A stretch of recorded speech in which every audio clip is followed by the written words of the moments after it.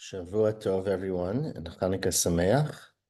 It's the second night of Chanukah here in Yerushalayim, but I'm recording the daf for the fourth night of Chanukah, or Shabbos, which is daf Yud Aleph in Masechet Sanhedrin. So I'm going to start from the last line of Yud Amabet. I assume that's what we're up to, the two dots. We're talking about the question of Ibur Hashana, how a Beit Din is used to make a new leap year, which is a very novel concept and one that we're going to discuss in great detail. So says the Gemara now, the bottom line, Tanur Rabbanan, says the Braita,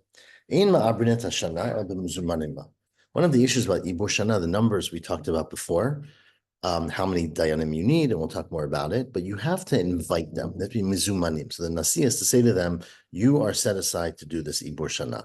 You can't just have dayanim, they have to be specifically invited. And Maaseh Rabbi Gamliel, there was in fact a story, Rabbi Gamliel was a nasi, Shamar Hishkimu li Shival Aliyah. He said, tomorrow, wake up with me, come to me tomorrow morning, 7 people for the court, as we said in our mission, you need to have 7 dayanim to the aliyah. They always had a court in the upper chamber. Hishkim, he got up the next morning, he went to court to sit down to discuss the Ibur Shana. Matzah Shmona, there were 8 people in the room. So Amar Rabbi Gamliel said, Mihu Sha'ala Shelo Bereshut Yired, right? The one who came up without permission should go down, meaning he should leave the room. So Amad Shmuel HaKatan, Shmuel HaKatan was one of the rabbis in the room. He got up, and he said, I'm sorry. Anihu Shaliti Shelo Bereshut, I was the one who went up without permission. But Lola Ber Shanaliti, I didn't come to serve on the Beit Din to do it. Ela Lomod Halacha L'Maaseh Utzrachti. I really wanted to see how it's done. I wanted to watch, to observe. And so that's why I came up. Amar Lo, he said to him, Shev b'ni Shev. Right, you, my son, you can sit. Meaning, as he said to him, "Ru'uyot kol hashanim kulan l'tabel yadecha." All the years, meaning you are righteous and just, and all the years are ra'ui to be midaber through you. However, there's a halakha that you have to be invited, and since you weren't invited, you can't necessarily be part of the Beit Din. Says the Gemara, but just by the way, and we're 8 lines from the top. Below Shmuel HaKatanhu, it wasn't really Shmuel HaKatanhu who was not invited. He took the fall for somebody else. Eliinish Achrina, it was a different person. Umachmat Kisufa Hudavid, he did it to avoid embarrassment. Right, in the moment, as everyone knows, when they call you out, it's incredibly embarrassing to say who is the one, which is what Rabbi Gamliel said. Who's the one who came without permission? So Shmuel HaKatan wanted to diffuse the situation, and he said it was me, but it really wasn't him. And in fact, I guess the next day, obviously they had to resolve it. They figured out who it was and they gave new invitations. And, basically the message was clear and he saved someone from embarrassment. Kihadiyat of Rebbe. Now, in fact, there was a story where Rebbe was sitting, the Kadarish. Rebbe was teaching and there was a very bad smell in the room. Riach shum. He smelled the smell of shum, it's garlic, right? Amar, and he said, that's terrible. Misha achal shum yatsa. Whoever has got really bad breath has to leave. I can't teach in this way. So Amar Rabbi Chia v'yatsa. So Rabbi Chia got up and left. And everybody knew that Rabbi Chia was not the one who was guilty. So they all basically in solidarity, do kulan v'yatsu. Everyone left. And Rabbi Chia was obviously making a point that it was inappropriate to call somebody out in public like this. B'shachar, now the next morning, Matzu Rabbi Shimon the Rabbi Chia. Rabbi Shimon, the son of Rabbi, found Rabbi Chia and he said, what did you do to my father? My father was giving a shir. You ruined the whole thing because you got up and left and caused everyone else to leave and ruined, his whole daf yomi. Why'd you do that? Amalei atosh tziyarta la'aba. You're the one who caused my father pain or made it difficult for him yesterday. He came home telling how difficult it was, right? That's my, the explanation I just gave. There's one explanation. Rashi actually says, he assumed that he actually did the act. He said, why'd you come to class with bad breath and cause the whole class to be disrupted? Amarlo, and so he said to him, Rabbi Chia said back to Rabbi Shimon, the son of Rabbi, Lo tehei kizot b'Yisrael. This is not the way to treat people. This is not a Jewish trait, is how we would say it.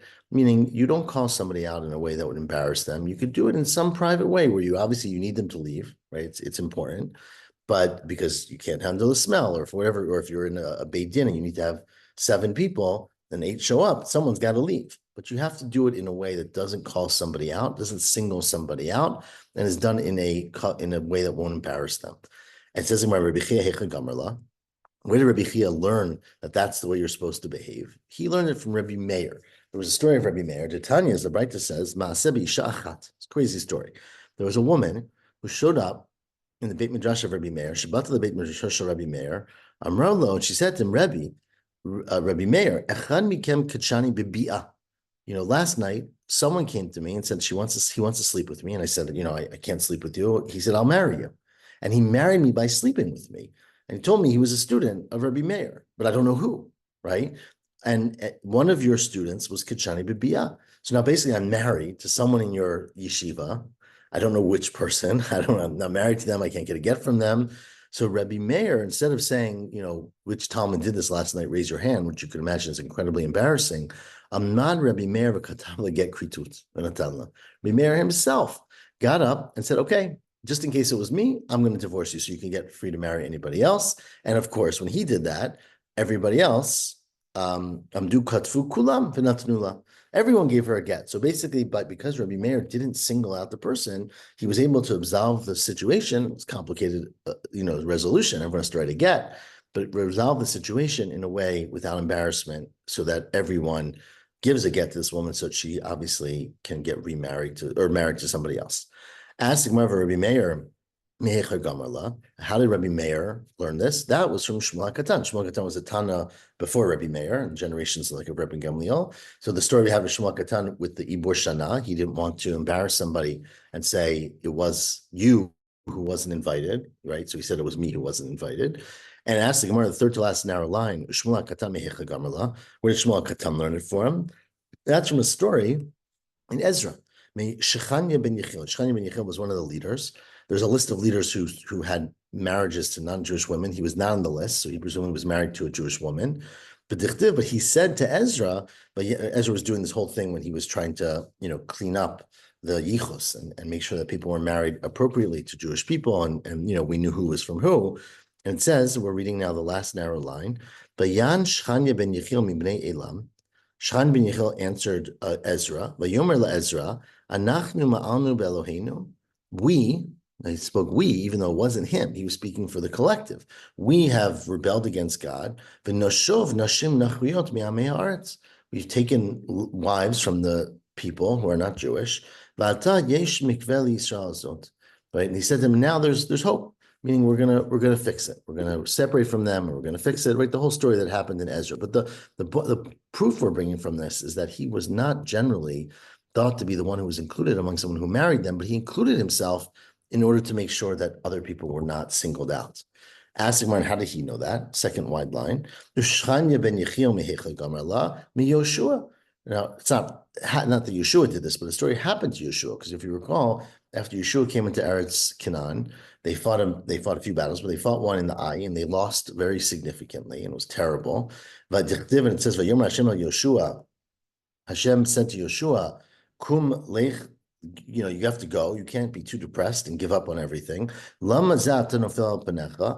are you so depressed about losing the battle? Chata Yisrael. Someone sinned. So meaning the reason you lost the battle is not because I've abandoned you. It's because there was something inappropriate happened. You fix what happened and you'll win again. So Amar lefanav Ribbono shel olam michata. So Yeshua said to God, who sinned? Right? I need to single out the person and punish them. And again, you see that Hashem didn't answer. Amar lo v'chitiltarani. Am I don't know how you translate tiltar, but like a tattletale, right? Rashi says that's exactly what Rashi says. Am I, Hashem said, going to tell you? Meaning you don't single out a person. Of course, it eventually became known, if you recall the whole story. He took the lots and it happened, but you do it in a more respectful way. Lech hatel goralot, you should go and you should make lots to help discover the person, but not single them out through God.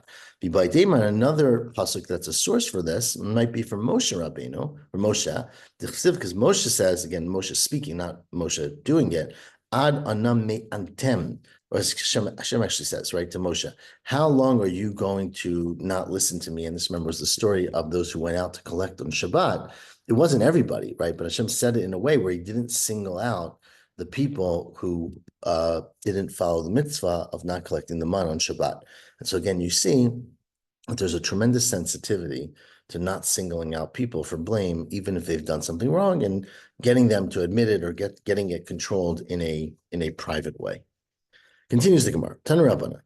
We are at the fifth wide line. Mishemetu Nevi'im ha'achronim, from the death of the last Nevi'im in our Navi, these were Chagai, Zechariah, Malachi. Right at the end of the Trei Asar, Chagai, Zechariah, Malachi were all mitnabeh in the second Beit Hamikdash after Ezra, some after earlier. They came back. Once that happened, there's no more Nevuah. Nistalga Ruach HaKodesh min Yisrael. Ruach HaKodesh, which here means Nevuah, left Bnei Yisrael. There's no more Nevi'im. But says the bright Afal Pikein, even so, there still is a divine communication. It's not exactly the voice of God, as Tosas explains it, or the voice of, the voice coming from God, but it's a bat kol, which really means the daughter of a voice, meaning it's one step removed. So it's heard through a filter, it's heard through interpretation, it's heard indirectly. There are signs from God. They're just not as direct as they were when we had Nevi'im. And that's what called this bat kol. There was once a time, the rabbis were sitting in this place in Yericho, or they must have had a Beit Din, in the house of Guria. All of a sudden, a sound comes from Shamayim, and it says, Yesh kan echad sheroesh tishra lav shechina. There's one person in this room who's roy for the Shekhinah to come. One really great person in this room. Some have the Girsa Moshe Rabbeinu, some don't. Ella she'ein doro zakai lekach. But he, although he's great, and had he been in a different time, he would be, it sounds like a Navi, is what Tishra Shechina might mean. But he's not roy because his generation is not roy. So you need the individual and you need the generation. And in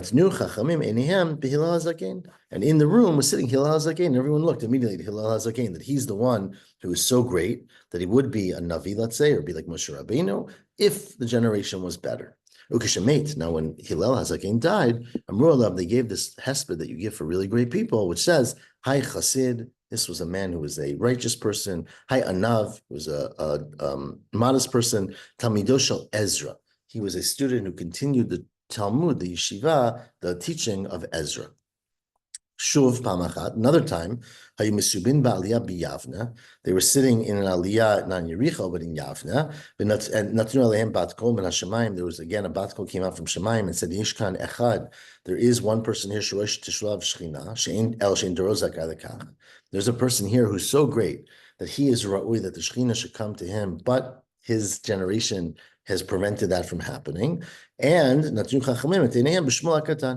they all looked at Shmuel HaKatan. That's why Rashi says that's why we bring this whole Gemara here, that we're continuing this discussion about Shmuel HaKatan, that he was really an outstanding person who was close to Hashem, and he would have been Ra'oi, presumably for Nevuah, but his door was not Ra'oi. Kishem Nate, when he died, Amru Alav, they said about him the same thing that said about Hillel HaZaken. Hi Chassid, this righteous Chassid, I don't know how you translate Chassid, righteous person. Hi Anav, this modest person, Talmido shel Ezra. Okay, now, that was what's his name? That was Hillel HaZaken. Okay, but says the Gemara, the truth was that he actually had some element of Ruach HaKodesh, because when he died, Hillel HaZaken, when he died, Shmuel HaKatan, sorry, not Hillel HaZaken, Shmuel HaKatan, when he died, right? Shmuel HaKatan, Amru Alav, they said the same thing. Hi Chassid, hi Anav, Talmido shel Hillel. Sorry, he's a student of Hillel. And he started speaking in the time of his death, and it was really like a prophecy. Afu Amar b'shat mitato, he, Shmuel HaKatan, said as he was dying, Shimon v'Yishmael lecharba. Shimon and Yishmael, if you recall from the Sarah Harugei Malchut, those are the first two, Rabbi Shimon ben Gamliel and Rabbi Shmuel Kohen Gadol, they're going to be killed by the sword, right? Meaning they're going to be destroyed by the Romans. The Chavrohi l'ktala, their friends, the other Talmidei Chachamim will be killed also. B'shar Amala Bizan, the whole nation is going to be wiped. Biza means, spoils. V'akan Sagiyin Atidin Lemeta Al Alma. And really bad things are going to come to the world. So he gave a nevuah, which unfortunately was a very negative nevuah, but unfortunately all came true. Now, furthermore, they wanted to say this kind of prayer of Hai Chassid, Hai Anav, under Yehuda ben Bava, who was, if you recall, also famous because he was one of the 10 Asar Harugei Malchut. So they wanted to say, Yehuda ben Bava Bikshu Lamarken, they wanted to say this same hesped, which is what a great man, what an Anav, Ela shetarfa sha'a, that the time rushed, meaning, she'ein maspidin al Harugei Malchut. You don't say hespedim al Harugei Malchut. Rashi explains here, because you want to make sure you can bury them, right? Remember, it was the custom of the Romans when they kill people, sometimes not to allow you to bury them, to leave the bodies out, to crucifix them, etc. So they really wanted to get they had permission to bury him. They wanted to use that chance, and so you never delay the funeral of Harugei Malchut. If you can get their bodies, you take them and bury them right away, and you don't say anything from a hesped. So they didn't say it about Rabbi Yehuda ben Bava because they were rushing to get him to burial. Now, next, back to our Mishnah now. We are, I don't know, 15 lines from the bottom. Tanu Rabbanan. Ein ma'abrinet hashana, elam kin yirtzeh nasi. Now, the Shana, we're going to talk in a few minutes about all the reasons you're ma'aber the Shana, right? The Ibur Shana means you add a second Adar. So Adar is coming to an end. Nisan's about to start, but it's too early. And let's just say it's not spring yet, or the crops are not ready yet, or the animals are not mature yet for the Karban, or people are traveling to Israel for the Aliyah Regel for Pesach. They're not going to make it in time, right? So we're going to see in a minute all the reasons when you can be ma'aber the Shana, but no matter what it is, you need to have the permission of the Nasi. Without a Nasi, you can't do Ibor Shana. There was in fact a story of Rabbi Gamliel. He once went to get permission from some, leader in Syria, maybe the Roman, whatever legion they had up in Syria and Damascus.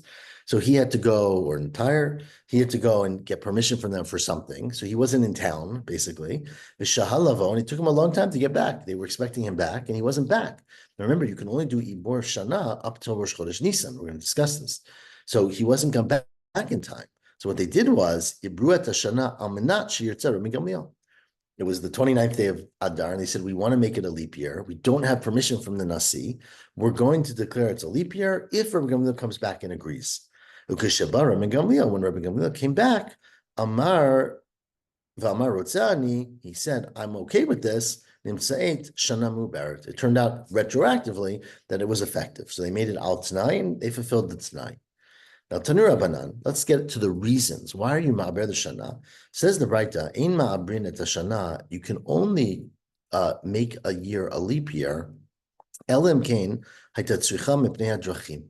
Unless you have a need from a physical need, because the roads are very bad shape. People are traveling, they have to be fixed. People can't get to Yerushalayim because of the roads. Or mipnei gisharim, or the bridges, right? The bridges are all washed out. Umipnei tanurei pesachim, or because all of the ovens are ruined by the wind, by the damp, not the wind, the damp, and they need to dry out in spring, right? And you can't cook. You could shech 100,000 karbanot, and no one's going to be able to cook them.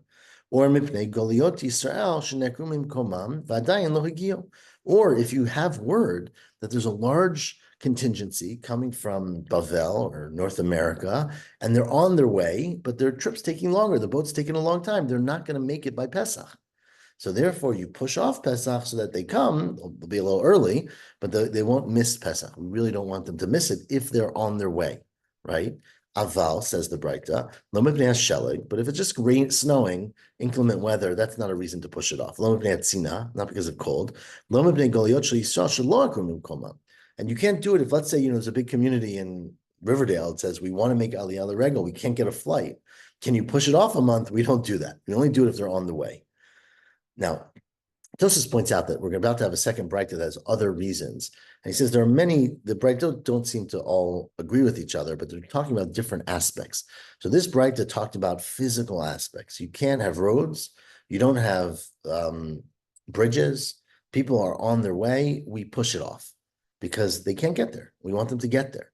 The next Braita is talking about different reasons, which are temporary or weather related. So Tanu Rabbanan, 6 lines from the bottom, you cannot make it a leap year. Let's say the Gediim, the lambs, are small, right? They're not a very robust crop this year. They haven't grown enough. So if you shech them, you're not going to have enough food for your whole family. So you might need 2 for the Karban Pesach or whatever. You shouldn't be ma'aber the Shana just because of that. Right? Tzla and Gedi, goats and sheep. Not because of birds that are not mature yet. Right, remember when they came up with Aliyah, they had to bring thousands. We had just in Bava Batra, right, tons and tons of birds that everyone owed for all their karbanot. Aval osin otan saad l'shana. You can make them a support for being ma'aber the shana. Some understand this just to mean, when you say we're going to be ma'aber the shana for a legitimate reason, you can add these, and this is also helpful because the animals are not ready and the birds are not mature. But it can't be a primary reason. And what does that mean? So what's an example? Ketzat.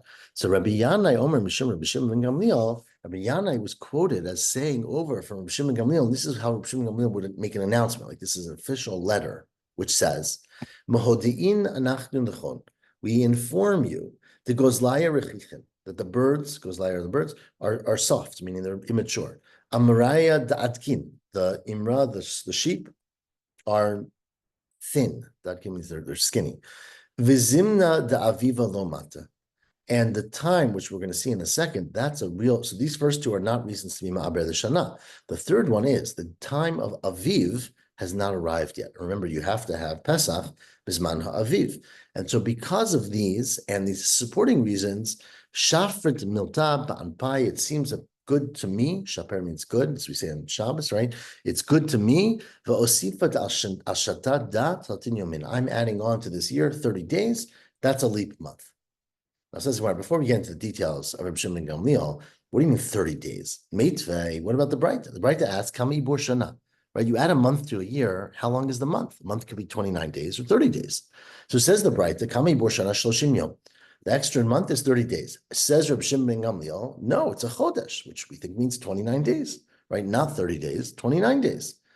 Amar of Papa, that's not what it means. It means it's not always 30 days. It could be 30 days, it could be 29. Ratzu chodesh, if they want, it could be 29. And again, it depends on the days and all the calculations. But Ratzu shloshim yom, you can in fact make it 30 days. In this case, Rabbi Shimon ben Gamliel said it should be 30 days. Says the Gemara at the bottom line, think about when you listen to Rabbi Shimon ben Gamliel's words. Rabbi Shimon ben Gamliel said, I see it appropriate to add a month to the year. Think about ta chazi, come and see and think. My ika bein takifa kadamai, turn the page. What's the difference between the strong earlier ones, meaning the earlier rabbis who were viewed as being very abrasive and offensive, takif means strong, and we're going to see like Rabbi Gamliel, who, if you recall, Rabbi Gamliel got kicked out of the Beit Midrash because he insulted Rabbi Yeshua, and he insulted Rabbi Yeshua. Yeah, he insulted Rabbi Yeshua, and remember he got the whole not exile, but he lost his position for a bit. So he was an earlier one who was known for being very aggressive. That's a good word for takifai. And think about the later ones in Vatnat, in Vatani Batrai, the Annavim, the more humble ones who are later. Because we just had Rabbi Shimon Gamliel, who's later than Rabbi Gamliel. And he said, I feel it appropriate to make the Ibur Shana. But look at what happened to Rabbi Gamliel. The Tanya, there's a Breita, a beautiful Breita in Tosefta here in Sanhedrin. Second line of Daf, Yud Aleph Amud Bet. Ma'aseh Rabbi Gamliel. There was a story to Rabbi Gamliel, Yoshev Agav Ma'aleh B'Harabait. He was sitting on the chair, Ma'aleh means like a platform on Harabait. Yochanan Sofer Halaz Omed Lefanav. Yochanan, the scribe, was sitting in front of him.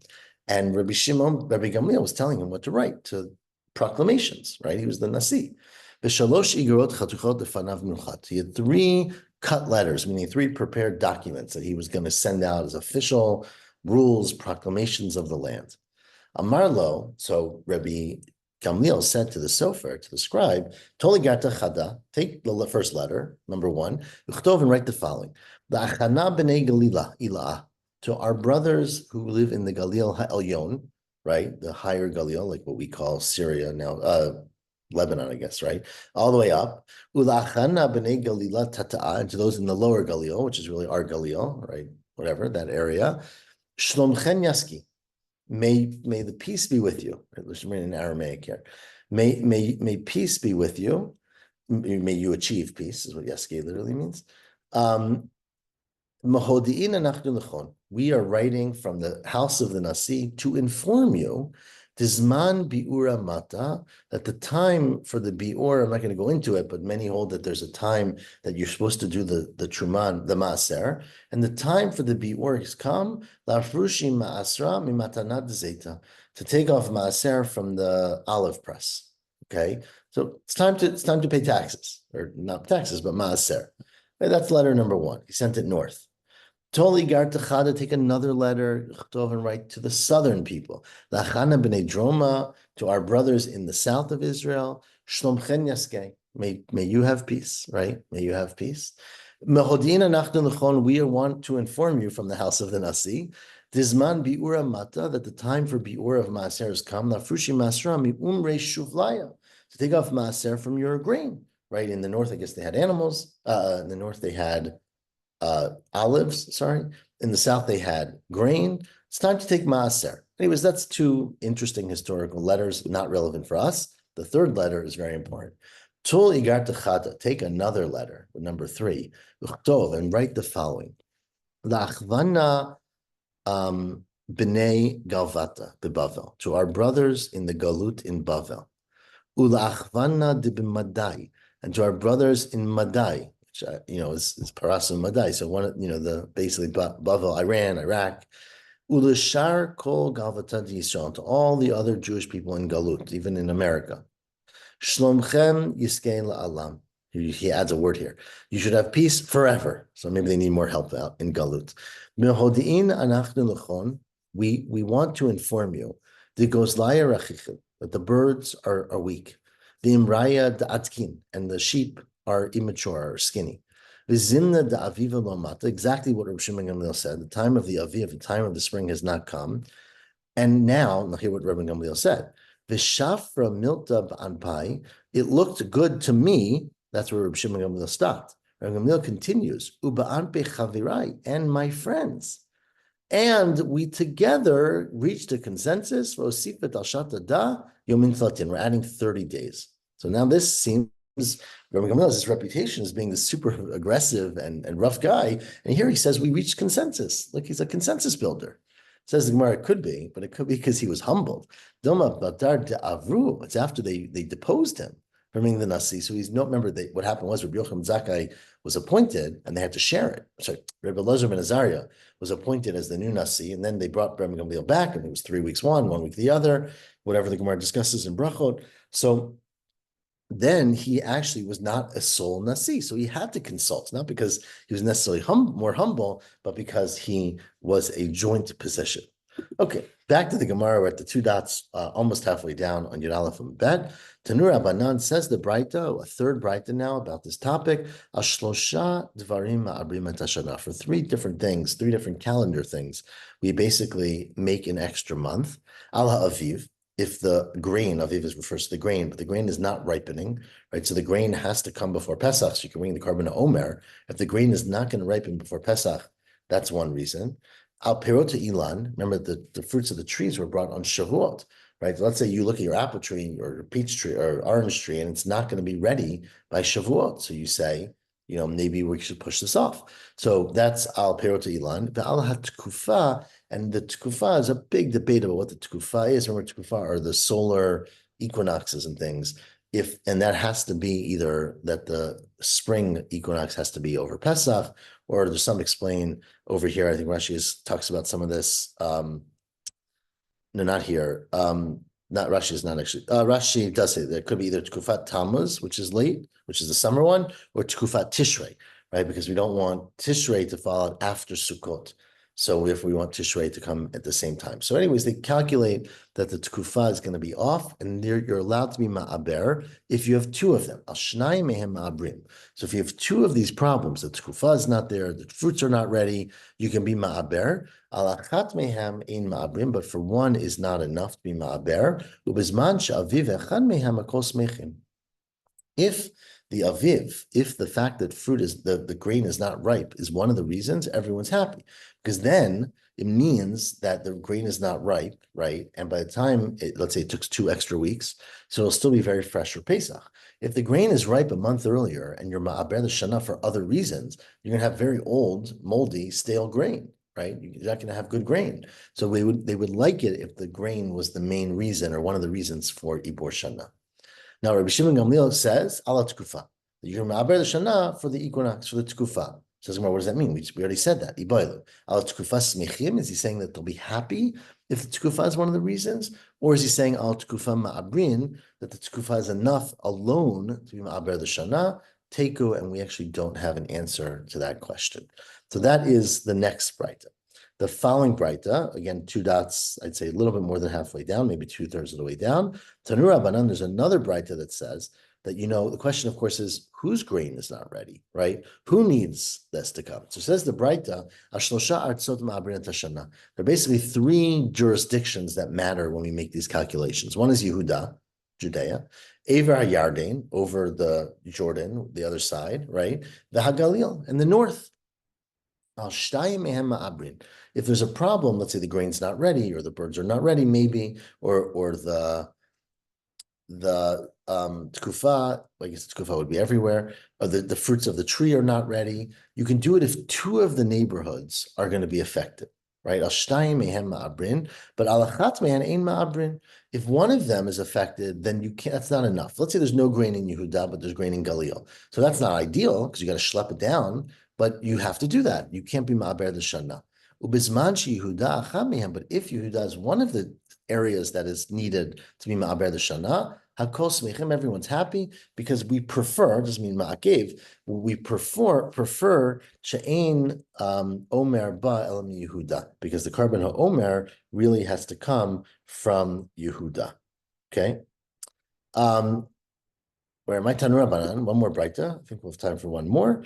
Ein ma'aber tashanim el Yehuda. You can only actually sit in the court to be ma'aber the years in Yehuda, but that only means l'chatchila, because im ibrua begalil, if you do it in the Galil, mi'ubaret, then after the fact, maybe it's good enough.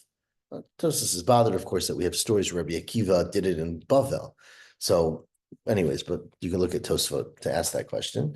He'ir Chananya ish ono. Now, Chananya ish ono testified in the name of whatever his teacher said that no, im ibrua begalil, if you're ma'aber l'shanan the Galil, eino mi'ubaret, it's not enough. My time, Amar Yehuda Breda Rishuvim and Pazi, my time the Chananya ish ono. What's the rationale to say that if you make the Ibur Shana in Galil, meaning outside of Yehuda, that it's not going to work? Amar Krab, because the pasuk says the Shichno Tidrushu Uvata Shama, right? That you should seek out the one who is living there, meaning God, and go to that place. But meaning Kol Drishot Shata Doresh, all of the limudim that you do in regards to Ibur Shana, Lo Yiyu Ela B'Shechano Shel Makom, they should only be in the neighborhood of God, which is in Yehuda, where the Beit HaMikdash is or was, and God willing will be. Tanu Rabbanan, one more Braita. We are 8 lines from the bottom, 9 lines exactly. Ein Ma'abrinat Shana El B'Yom. Ibur Shana, like all judgment, has to happen during the day, even though, of course, this really just seems to be a math issue, right? Or agricultural or weather forecast. It's abdin. But in Ibrua Balayla, if you do Ibur Shana at night, Eino Me'ubaret, it doesn't work. Same thing is true about Kiddush HaChodesh. You can only announce that a new month has come during the day. If you do it at night, it's not going to be Mikudash if you do it at night. And Amar Rabba Mikra, this is Rabba, how do I know that from a pasuk? Because it says, Tiku b'chodesh shofar b'ches liyom chagenu. Blow a shofar b'ches liyom chagenu. And it says further, b'chtiv, ki chok li Yisrael hu, mishpat lo Yaakov. Right? Oh, sorry, I skipped a little bit. It says, where am I? Amar Abba, Amar Kra, Mikra, Teku b'chodesh shofar b'kesed yom chageno, Ezu chag shechodesh mitkasebo. What is a chag where the moon is hidden? The only holiday where there's no moon is Rosh Hashanah, because it's on Rosh Chodesh, right? Havi Omer Zeh Rosh Hashanah.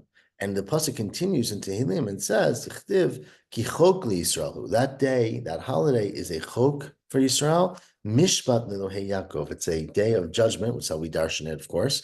But it's telling you, Ma Mishpat Biyom, Af Kiddush HaChodesh Biyom, that we're talking about the time where there's the new moon, which is when the moon is covered, right? The moon is hidden in the beginning of the month. So that is a time of Mishpat, and that tells you that declaring a new moon has to be done with all the rules of Beit Din. Very specifically, it has to be done during the day. And we will stop there at the last line of Yud Aleph Amabet. Shavua Tov and Chanukah Sameach.